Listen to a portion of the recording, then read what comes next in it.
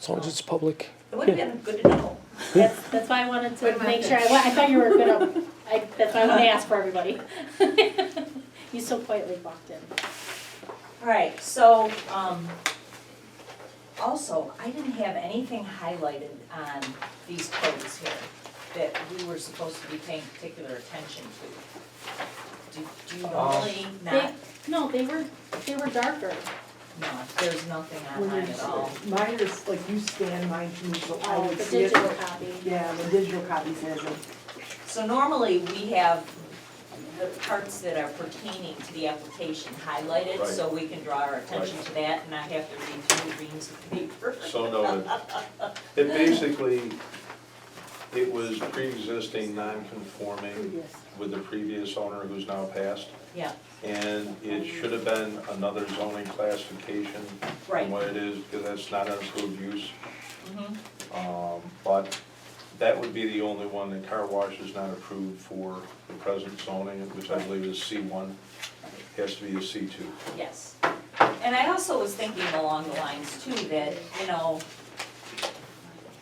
if the current owner wanted to, he could refresh that and refurbish it himself and open it as a car wash next week.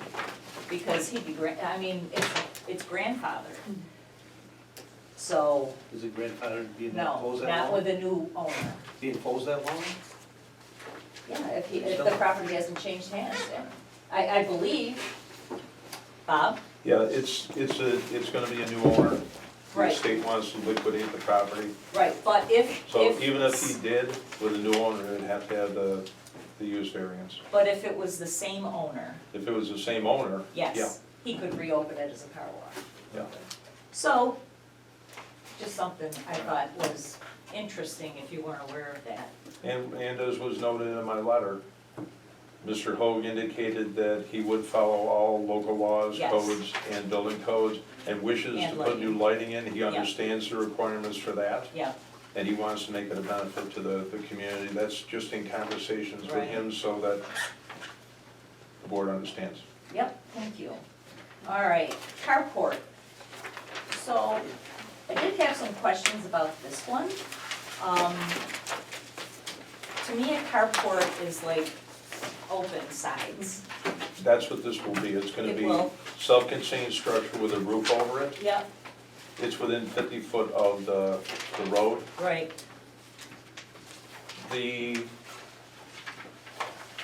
The zoning only states 50-foot frontage from the road. It doesn't say from the right-of-way or the center line of the road.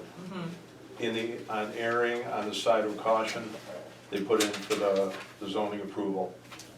They oh, and have I that, looked at and it, it it's, seemed like it was much farther than 50 feet away. it's also an accessory structure. Mhm. And they've got one shed, they've got a detached garage already, I believe. And Right. a shed. Yeah, a Yes. shed. So then do we need two variances? No, I believe the other one had a proper, The other one is the other one had a proper proper approval, yeah, it's distance. farther away. Okay, This would be in addition to that, so yes, being a structure, yeah. See, again, it's like, there's nothing on it, it's no highlights. No, that's my fault. The highlighter I used, what didn't come through and I didn't catch it when I was making all the copies. Okay, So typically they were highlighted. okay. I'll make sure there's some sort of notation on there so that when Jen makes the copies, it comes out. Okay, thank you. So in conversation with her, did she mention anything about maybe taking down the shed, or she No, wants this to is keep just an all open four? air to keep snow off the cars, apparently the car come in the driveway. I did not have any conversations with her on this. Okay, Since she had an RV, she wanted to cover when I called her. oh, If she wasn't gonna be home, I was letting her know that I'd be there. okay, She was talking about, they have an RV, they normally have parked in that section, but it's gonna be right at that tree also, like the pine trees that are right there. yeah. So, and then it's gonna be right in front of the house. And as I Right. said, I know, believe because this is a It's not gonna be really structure, attractive. Yes.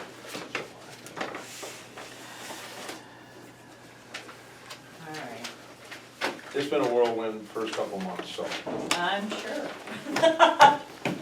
out that he was hired when he called to do an inspection on my electrical work, and he claimed he was the code enforcement officer, I'm like, Look at that, huh? who are you? Yeah. Part-time. Nobody tells me nothing. How about that? Surprise, surprise. How about that? All right. Who wants to do the reading tonight? You're gonna have it memorized. Good. Who wants to do the pledge? I've done the reading the last couple times. I'll do the pledge. There you go. Oh, I wanted to. Oh, There you go, see? arm wrestle. Let's get some excitement going.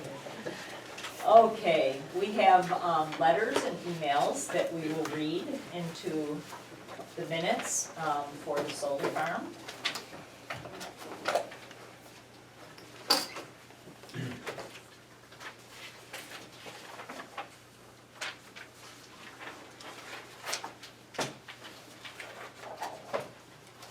All right, Eric Gawan, did I say it? Garan, We're on? Garan? Yeah. Garan. Erica? Yes, Eric Garan.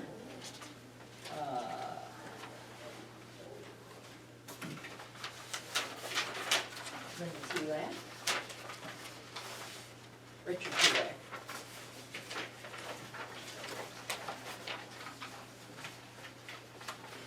Susan Sandy. And PJ Zeiter and Caitlin Ebling. Alright, so we got those.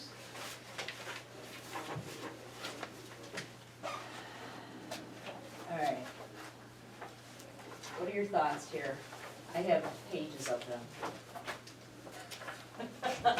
I mean, lots of notes. My thought is maybe can Dwight explain the standard that the board needs to use for their analysis in order to decide whether to grant or deny the variance? Absolutely. So, It's a great This is what idea. came to everyone, special counsel that the town had hired on this project. like I said, I've been working with Lori to help, I think, clarify some of the recent case law that has come out with respect to these projects. I did provide a letter, I guess a short memo and a long memo. Apologize if there was too much legalese laid out. So you have your standard approach to an area variance, your criteria that's in your code. It's essentially a balancing test, balancing the needs of property owner and the impacts to adjacent property owners, the community at large. So that's your starting point, right? You're very familiar with that.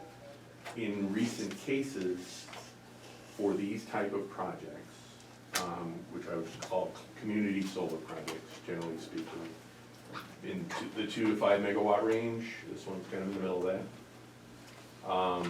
that. There had been several, for those not familiar with New York's court system and the levels in the court, the Supreme Court is actually the base level court, the Supreme's not the top. I don't know why they named it that way, but there's an appellate division, and then there's a Court of Appeals, which is the top. So there have been several Supreme Court cases in New York that have deemed these type of projects to be considered as public utilities, which lowers, essentially in the balancing test, what it does is it essentially puts a foot on the scale toward the landowner, right? Because the logic being that public utilities benefit the community at large beyond just the local town, right? So there's larger community benefits, whether it's regional, whether it's statewide. That's the rationale for it. It's applied in the past to everything from power plants to cell towers to distribution infrastructure for electrical, natural gas systems and such. Because the system is necessary, or perceived to be necessary to benefit the public at large, not just the immediately affected landowner. So there was several Supreme Court cases in different counties that reached that conclusion. One of them was in Erie County. So this was an issue, I think, when that case came out. I think that was in your package from the applicant that, I don't know how many pages that was, 60 pages or so, with the legal brief. They had collected those cases there. In December of last year, an appellate division case reached the same conclusion. It was in what's called the third department, which is in the Albany area. But it's the first appellate division court that reached this conclusion. It's, from a legal standpoint, it's not, and it's since the region, which is called the fourth department of Western New York, hasn't reached the case, I think it would be deemed controlling that the third department reached this conclusion, especially in light of there being a Supreme Court case in Erie County. So what they concluded was these types of projects are afforded this public utility standard primarily because of the state's renewable energy goals. That there's a 70% renewable energy target for 2030. Within that, there are actually targets for these type of projects in addition to, so if you lump in solar projects, you've got everything from rooftop, there's no set goal for those, but they're incentivized, to community solar, which are these type of projects, to the ones that are over 25 megawatts each, which would be maybe 100 to 150 acres on up, that are reviewed and permitted by a state agency called the Office of Renewable Energy Siting, or ORES. This project's in the middle. ORES has those type of projects have to comply with the substantive requirements of local laws, but ORES has the ability to waive those if they're unreasonably burdensome. That's the ORES standard. So what the courts have done is for these projects,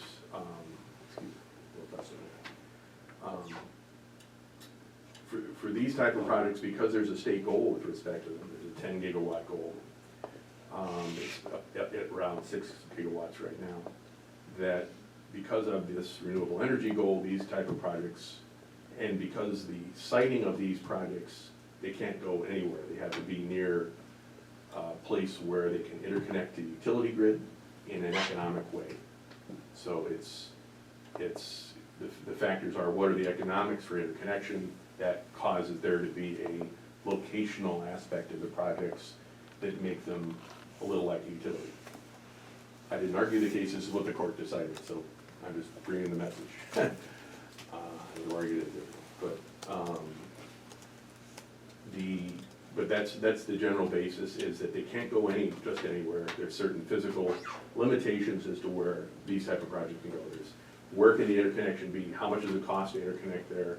Is there capacity there's only capacity for these at certain places in the distribution list system to tie in.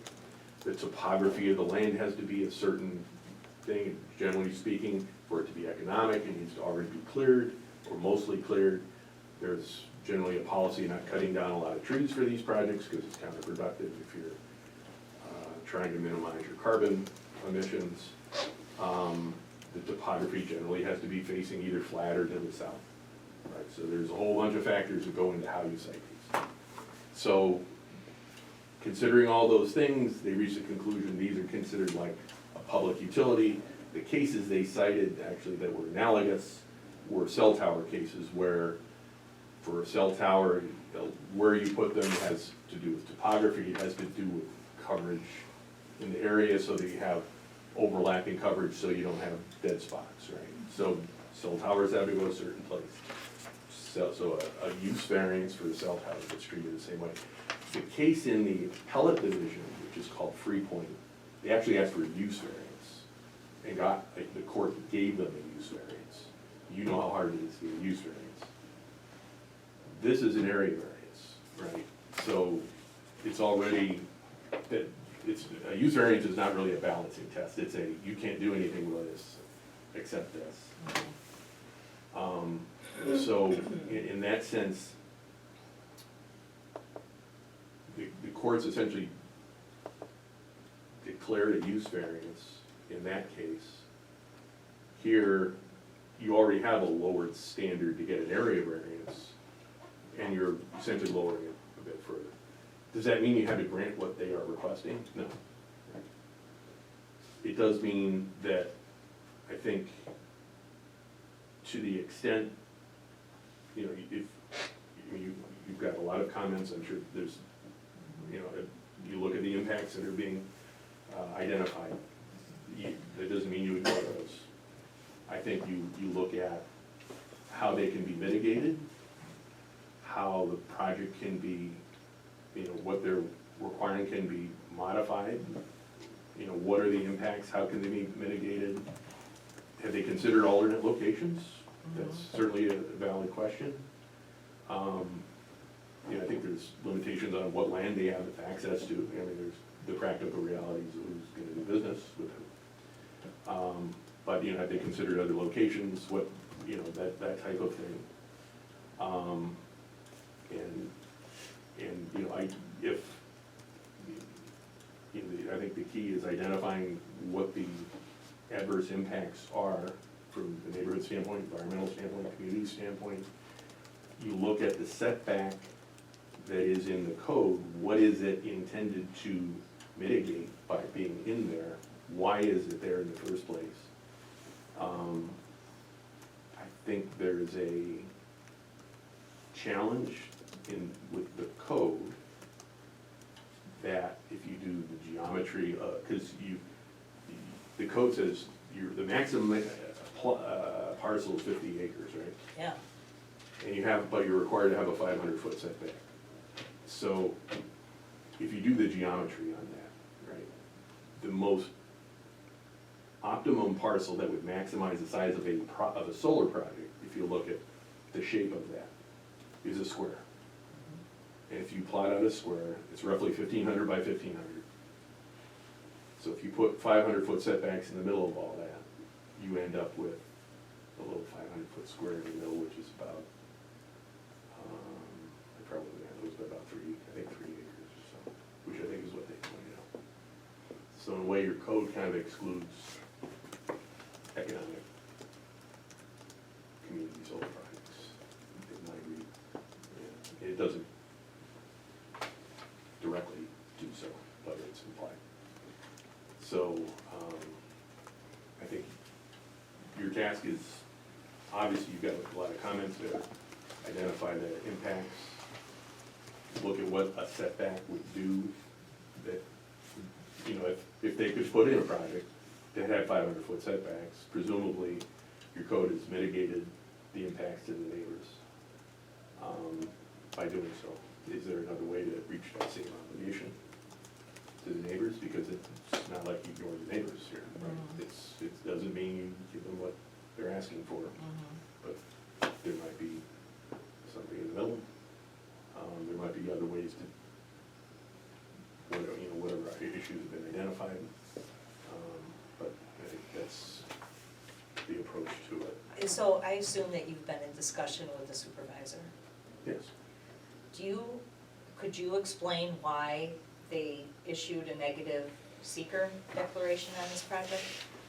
I've tried to reach him and he's not returning my calls. They looked at, so you're obviously familiar with seeker.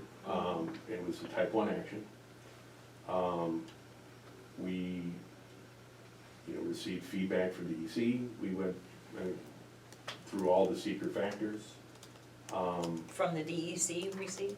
Yeah, we actually got comments from DEC, which isn't typical on these. I've done a lot of. Because I haven't These. seen them. They were not shared with the board, with the ZBA.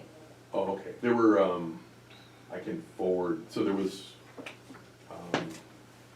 when they did the lead agency notification, they received the county and DEC comments. I can forward those along, the file. That would have been good to have. Yeah. I had comments, the engineer had comments, they went back and redid things in the project as a result. They actually did some redesign based on our comments. I'll forward all that correspondence. If you don't have that, you should. No, don't have it. Because it's referenced in the negative declaration resolution. Would that be included, I'm sorry to interrupt, but would that be included in an exhibit that was attached to Mr. Malcolm's submission? No. Which is a resolution that contains 16 items and one with Oh, multiple yeah, comments? so this is the resolution that was, Are those so the this- documents that you're referring that were provided by the DEC? well, no, I think further along here. um, Further along, there's a discussion, yeah, it's on the, it's, after that list. This list is actually all the submittals that they provided. So this was everything the applicant provided. Okay, and those submittals are with the planning board or the town board, or? That was part of the application to the town board. I think from what I saw of your packet, a lot of that, I didn't do an inventory. But I think a lot of these are in there, if not all. But, so for instance, there were some things they didn't include. We said, provide us a glare analysis, they didn't. It demonstrated that, one, they were using anti-reflective panels, and there was no glare anticipated impacting adjacent properties. Is the glare study in the packet, Lisa? Because I don't remember seeing it. And then again, it might have been something I just didn't recognize. I don't remember seeing that in the I didn't packet. see Yeah. it. I mean, I can go through your packet. That's one of my questions. Yeah, I can go through the packet and compare it to this list, but, Because I know I you have had that, but, questions about Yeah. those 16 items in there. yeah, because that's what they submitted. So then, There's no height either in the application. it was among the, it's on the draw, it's, if you look, kind of look at the drawings of it. But it's in there, but it's also The referenced in the drawings I secret. found very difficult to read. Yeah, They're so fuzzy. I was Oh, reading well, I stuff would- off and she's like, how can you even read that? I don't know. I would ask him for a full set, full set of drawings. If you don't have to readable copies, you should, they should be able to. Yeah, I mean, seriously, like, But they did comply with the town's height requirement, so okay. they didn't ask for a variance for that. I want to say it was 12, but Alright, cause I'll- I looked it up and it said that generally If I can it's hit like the- if I can hit the 15, white- if I can that hit the white- vertical max was 15 was it feet. 15? Okay. That's what I said. I've seen some at 12 and some at 15. This one I It's know a wasn't, generally. I don't think it was in the 17 range, some of the traffic points, I don't think this was doing that. And your town's code is it 17? Jay? Can I offer the observation that, as far as I was able to tell, the question here is, why did the town board give a negative declaration on the quality, environmental quality review? Right. See, Um, Based on what the requester, the corporation, provided, they answered all the questions. Yes. Yeah. There was a bit of back and forth. We reviewed the criteria in part 2 of the secret EAF, the various categories. Yes, as you go through those, you identify whether it's low, medium, or high as far as potential impacts. There's guidance. We raised several issues. They came back and either made some modifications or provided additional studies. For instance, there was question that DEC raised about potential archaeological sites. They did a phase 2 archaeological study, which is usually all they do for these is a desktop version. They actually did sampling, and they got I don't know what the term is, but from the Office of Historic Preservation, a finding of no effect from that study. So that's actually where it goes that far. But that was a comment DEC had raised in their comments to make sure that SHPO was on board with any archaeological issues. So, I read through it and it said that it noted that there are sensitive archaeological sites involved and that a report was going to be prepared after the evaluation, Yeah, it was provided. but we don't have it. The town has it, I don't know if you do. We don't have it. Okay. I'm gonna send you a link with everything. that was in that file, because I think I already have it, so. If I could hit the Yeah, one. I mean, I could send it to you right now. If you got it, sure. Yeah, I mean, Yeah, I great. have, like, Yeah, I think I prepared a Dropbox link Yep. a number of months ago with all that in there. Mitch, do you, is it the Google Drive that we have? Okay. Okay, great, perfect, thank you. And what do they think about the bats that are thriving on the property? So the northern long-eared usual- bats. The usual mitigation for the presence of bats, which, and this is actually the case in just about any of these projects, is that tree clearing is only allowed between November 1st and March 1st. Okay. But what effect are those panels gonna have on the bats? They typically don't have it, They don't. right. What about the It's not place, gonna bounce their radar off of them and make them fly into things and. I'm not aware, Frequencies and. Right, well, that's how they get around, you know? I'm not aware of What any I- studies of this. I mean, like, no different than a lake would. No different than a lake. Yeah, I mean, like, that's the issue with like birds hitting solar panels and things like that is because like the reflectance, like they think Right. it's a lake and things like that. I mean, it's gonna do similar to the The echolocation. windows. So, I mean, But birds see. they'll see, Frequency. you know, Right. it's gonna work like it's supposed to work for them.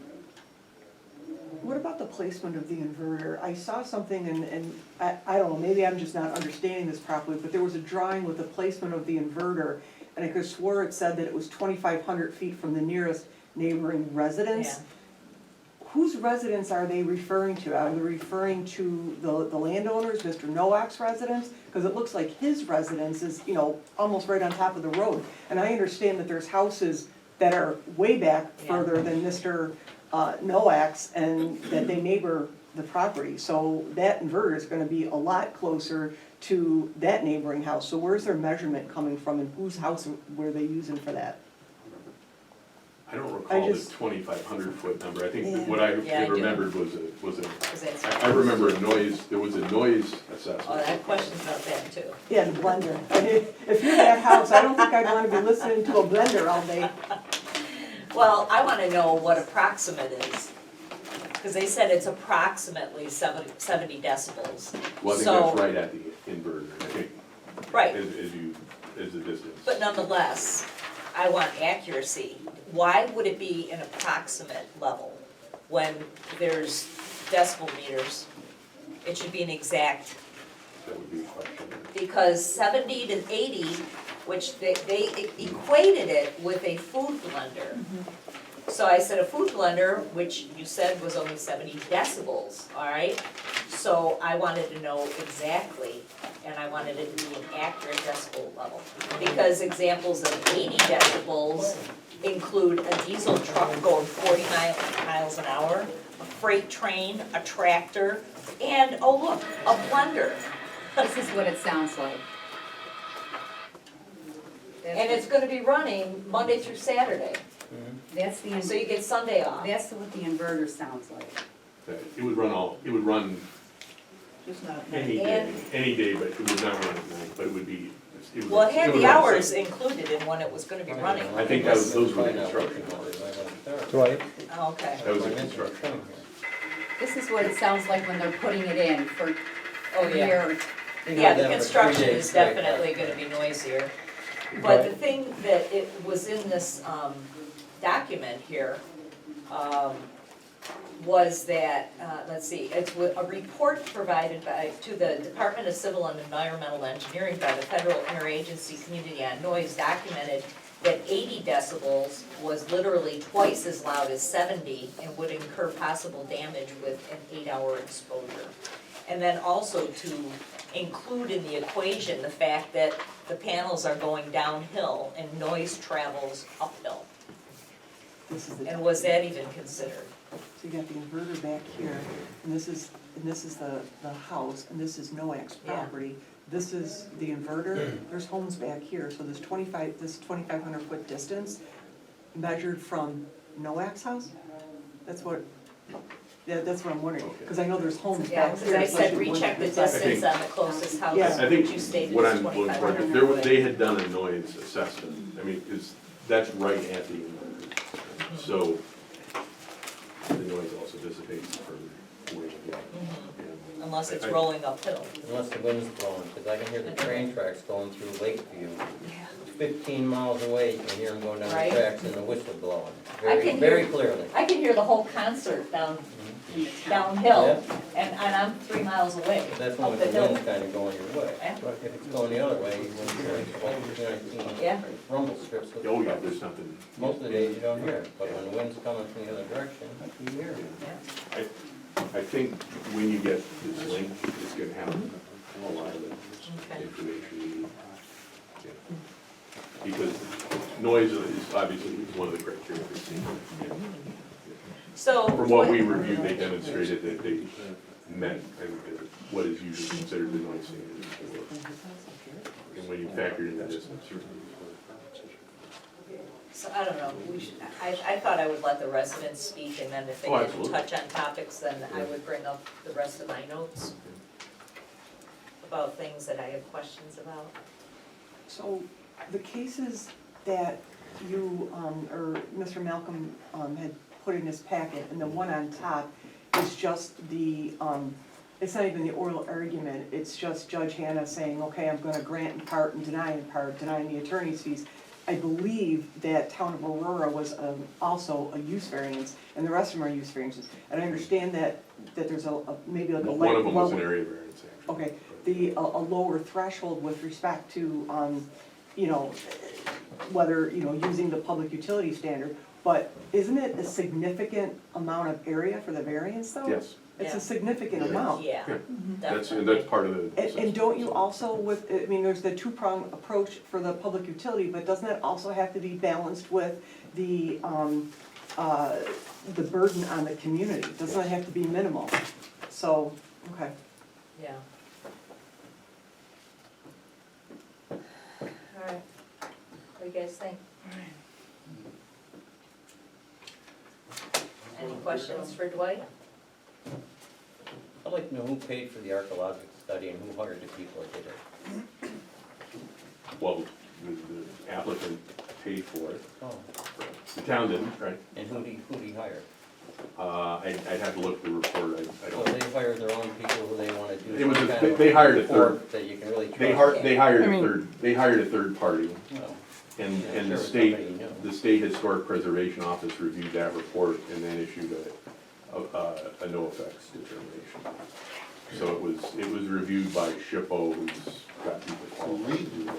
the legally, what we're on right now is just the area part of it. We're just looking at the setbacks and we're Correct. not looking at, Yeah. Correct, right, that's so, the only so thing you're we looking, legally can be yeah, you're looking voting at, on. you're looking at what is the Impact of, impact of less than a 500-foot setback, or, you know, what they're requesting. and their acreage. And then in the acreage, right? Now, to some degree, a bigger acreage would be beneficial, because you could site it further away from the houses, but, you know, what is the impact to the community environment of the acreage decrease as well as the And taking away the setback? prime farmland. Yes. To Yeah. me, that's like very important. Is it prime farmland though? It's Yes. prime farmland Yes, if it it's is, drained. it's designated as It's 1 and 2. If drained, If It's drained. drained. Yeah, Yeah. and that was a factor in Acton Market's opinion on it too, which we factored into the secret. I mean, just look at the world today. China owns all this stuff. All these millionaires are buying up property. What does that tell you? I mean, we have to feed ourselves, we have to feed our country. And I'm also curious as to whether, when they started pursuing this project, it was some time ago. It was a 2023. different political climate. And now under this new administration, is electricity gonna be all that important? Well, we still live in New York State. Yeah, we do, but how long is she gonna be there, So far. right? I mean, it's like, It's- and, you know, it- thinking of the analogy of, you know, we used to listen to a radio, and then we got 8 tracks, and then we got cassettes, and then we got iPods. I mean, things change, If the funding goes out of this. You know? If the funding goes out of this, yeah. can he still afford to build a road back Exactly. there? Build wires up and down the street, put in, you know, it's gonna cost Right. them a I fortune. mean, we're not. And- What do and you just think? the- These things the once tagline. again, They're not. The Knoll recyclable. Road project got withdrawn. It's not your job though to see That's the what I mean, economics that's- of this project. They're not on that part of it, but They withdrew the Knoll Road project because it turned out NICEAG wanted a $1.5 million tap-in fee. That's what usually, so, and Lori and I were discussing this earlier, so when these projects are developed, there's really parallel path on how they work because of the time involved. One is the interconnection with the utility, Yeah, because there's about a, I don't know, 6 or 8 step process there that takes several years. And there's the site plan and special permit approvals, right? If you did them in sequence, it would be so long, your development costs at times would not make anything work. So they go in parallel. And in the interconnection, there's like an initial screening, you know, does it look like there's enough capacity where you want to interconnect? And they have identified that, you know, they passed that initial threshold. So then then the developer pays for a more detailed study to identify, one, to confirm that the interconnection can handle the additional capacity, and two, what, let's call it substation equipment or power conditioning equipment has to be installed in order to accept that power, any power generating source. You have to condition the power so that it's acceptable in the electric grid, so that the electric grid can do what it's supposed to do. So they don't know that cost usually for a good, even if they push it through, you know, a good year and a half into the process. So they're going in parallel here. So what probably happened in the other project was, you know, they got their approval or they went Article 78. yeah, because they had a seeker. So they had the study done, and if they got $1.5 million estimate for that, the rule of thumb I've heard, if it's over $1 million, it tends to kill the projects because that interconnection cost doesn't generate any revenue, right? It's fixed overhead. You know, it's the panels that are generating revenue. This is a cost of doing the business. So unless you've got a super great site here, there's a certain threshold where, I think $1.5 million is probably quite a bit more than it can tolerate. If that's what it ends up being, that'll kill more projects than anything. Because the economics don't work. But, well, that's what I was told. These people are, the ones who do the development of the projects, they don't do it to lose money. Right. If the economics don't work on the interconnection, if the cost of building it is more than anticipated, you know, putting in roads, whatever, that's factored into the cost. They don't, if it raises their costs too much, they don't do them. They're in business. And and everything that they take, all the materials that are excavated and what have you, they just remain on the site for when it's decommissioned. They don't haul it away, they leave it in a pile. Well, It says it right on their plans. Well, because it's got prime farming, they've agreed to do the New York State Ag and Markets guidelines for mitigating and conserving topsoil. So if there's any topsoil they need to strip to build the project, they're supposed to stockpile it, so that when the project's decommissioned, 30, 40 years from now, they can then replace that topsoil so it can go back in agriculture. With a dead microbiome. Well, The topsoil's no good if you. no, and it's gonna take years to regenerate the nutrients that are necessary Yeah. to make it farmland again. Yeah, that's And it also not said, irrigation. I might point out, that it's underutilized farmland. That farmland was being used last year. It's not, 40 how do they years. It's been qualify used that 40 years. as being underused when it's being used? You know, I don't like being lied to, and I don't like being dealt with Well, like this that. Delaware River has an F rating on the Better Business Bureau. They're not accredited because they don't answer problems, get back to people, they don't, Right, I they heard don't, that too. they don't, That's why we're not here tonight, though. Yeah. We're here for area. no, but I'm Yeah, just we're here saying, why for would you want that variances. in your town? Very Yeah. large area. And you give them this variance and that opens the door Yeah. for battery storage, big variances and everything else down the road. It's I a just slippery like slope. facts given to me so that I can make a I think- decision. So they did make the application to Ag and Markets what they had to do the notice, and there's the finding from there. That was received, they made their determination, that was considered a secret assessment too. And They determined there was not a significant impact to agricultural resources in the county.